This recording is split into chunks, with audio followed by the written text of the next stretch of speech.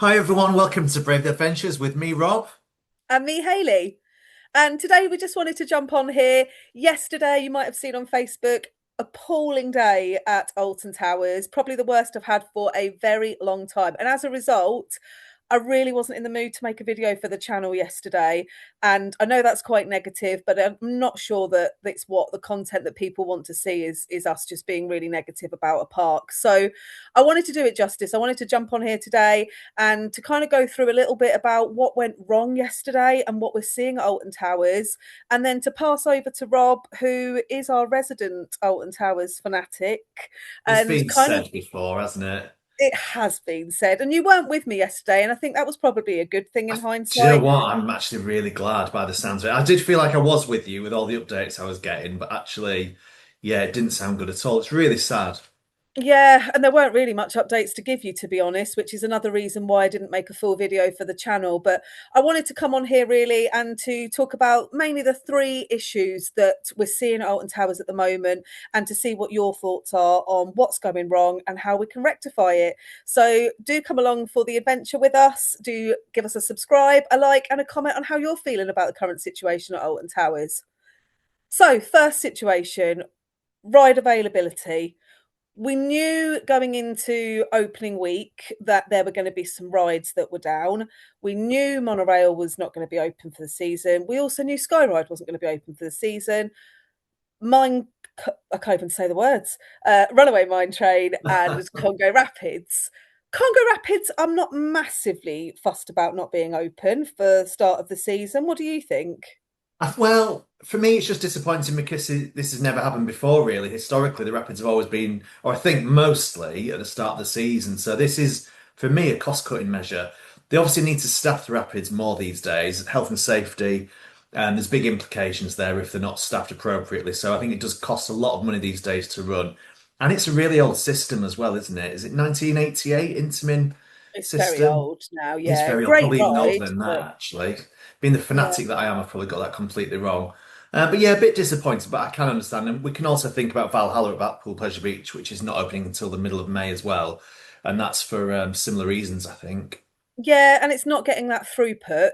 So I do completely understand that as a decision. However, to not have all of those rides and transportation systems around the park closed. And then yesterday, we also saw the announcement of Oblivion being down now for unplanned essential maintenance.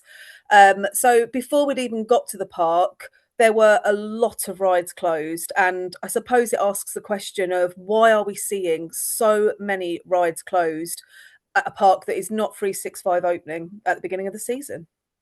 Like you were saying, it's as if they've done nothing in the winter. And that, again, that makes me think that there's been so many staff cuts there that they just can't afford for people to work over that winter close season. Obviously, there will be people, will be some maintenance going on.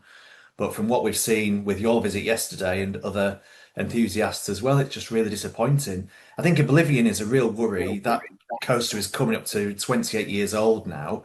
It was the first of its kind as well, so that makes me very nervous about the future longevity, really, of Oblivion. And do we need to replace it with something else? Yeah, and it's a brilliant ride when it's operating, but we've seen it operate only on one train operations for quite a while, previously last season as well. So it is a worry for that one. And also the Runaway Mine Train, which is a massive favourite, is obviously the oldest ride in the park now as well. So I am concerned for that. And to lose that offering means that you do lose a huge amount of the rides for those families with children who don't reach the 1.4 but also are too old for CBeebies Land. So that was a big issue. Added to that, obviously, no monorail, no Skyride. The Skyride had huge investment in it last year. We saw it coming back. Without that, I mean, I walked 17,000 steps yesterday in half a day at the park, not through choice, but because there is no transportation system. And for a lot of people, that's going to be an issue, isn't it?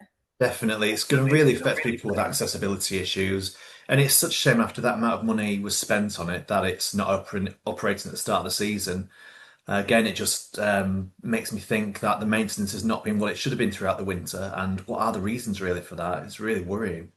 Yeah, the monorail obviously not running. There are replacement buses, but they do finish at 12:30. So if you're getting there for an afternoon visit, you have no option to walk. I did see what I really liked were the new signs that they've got, which do break up that walk and they tell you how far you've walked compared to some of the most popular rides.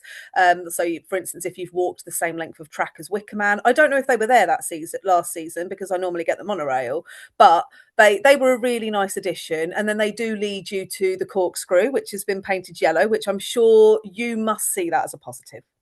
It definitely is a positive, and it's harking back to the park's heyday, really, which actually is a bit of a double-edged sword, really, because we can compare what the park is now to what it was when the corkscrew was still operating. It's not the same place at all. But yeah, it's great that they've done that. They're looking after a little bit of the nostalgia, but there's so much more work that needs to be done on all of these old rides at this park. Yeah, so then if we go back to the rides, obviously taking away the rides that we knew were going to be closed yesterday, and I'll put it up in this video. Repeatedly, I was sending you footage and videos of just the downtime that rides were having. And the video that I posted on Facebook, which has gained quite a lot of traction from people who were there yesterday, focuses on the fact for episodes of downtime in an hour and 20 minutes on Spinball Whizzer, and that wasn't a unique experience. And what stopped me from recording a video yesterday was because that was the process everywhere I went. We were eventually given fast pass tickets for 13, and then that went down for 2 hours. And at one point, both 13 and Rita both down simultaneously for hours. And I'm hearing about a lift hill evacuation at the Smiler. So what is the issue behind that? Why are we seeing, do you think, these rides going down so frequently and having such a lot of downtime this season already? I mean, I'm not really one to comment negatively on every aspect of this, but for me, there's definitely an issue there with operations. It does make me wonder with the changes in leadership at the park recently, has this had a knock-on effect to the management level at the park? I think you were saying that there were no managers on site yesterday, or very few managers, so if you needed to escalate any complaints, that wasn't possible.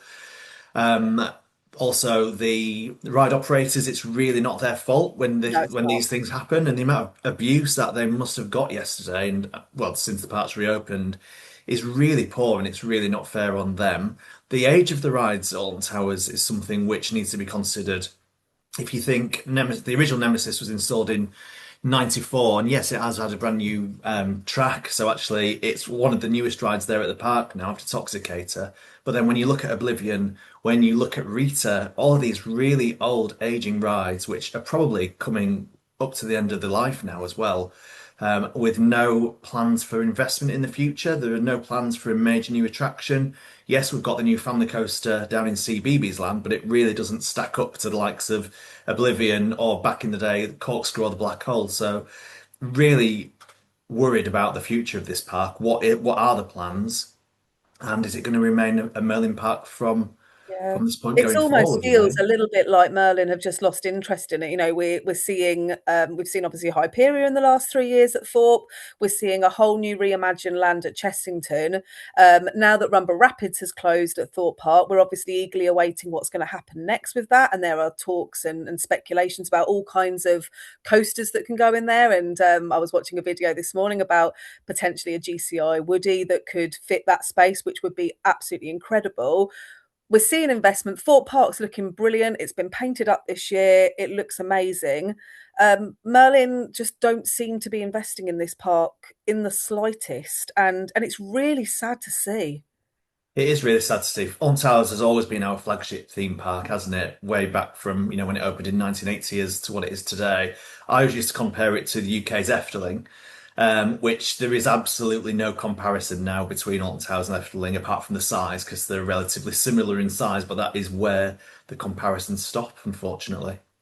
Yeah, absolutely. And I would say that the aesthetics that we see in Efteling and the European parks and beyond just do not kind of, they're way, way apart from what we're seeing at Alton Towers. It looks dirty. The aesthetics of the park is, again, a real disappointment to see. I walked the queue at Nemesis yesterday at 4 o'clock was absolutely full of litter, bins overflowing, litter everywhere. David Walliams Land has not had a paint up.